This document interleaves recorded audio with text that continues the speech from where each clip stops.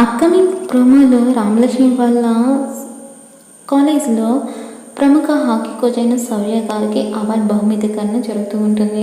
College students, lecturers అందరూ కూడా చాలా హ్యాపీగా ఉంటారు. అలాగే శౌర్య కూడా చాలా హ్యాపీగా ఉంటారు. శౌర్య గురించి బాగా స్వీట్ ఇచ్చి శౌర్యకి అవార్డు కూడా ఇస్తారు. అప్పుడు రామలక్ష్మి చాలా డల్గా ఉంటుంది. చివరిగా రామలక్ష్మి శౌర్య గురించి స్వీట్ ఇవ్వడానికి స్టేజ్ పైకి వెళ్తుంది. ఇక అప్పుడే శౌర్య రామలక్ష్మిని కాపాడుతున్నప్పుడు తీసిన వీడియోని ప్రభాస్ ఏమో నెగిటివ్గా సోషల్ మీడియాలో పోస్ట్ చేస్తాడు. ఇక వీడియో స్టూడెంట్స్, లెక్చరర్స్ అందరూ కూడా చూసి షాక్ అయిపోతారు. శౌర్యకి ఏం జరుగుతుందో అర్థం కాదు.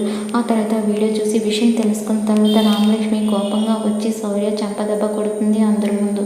నా జీవితం నాశనం చేయాలని చూస్తుంది కాకుండా ఇలా ఈ వీడియో అందరికీ పోస్ట్ చేస్తారని చెప్పి రామలక్ష్మి ఏడుస్తూ అక్కడి నుంచి పారిపోతుంది.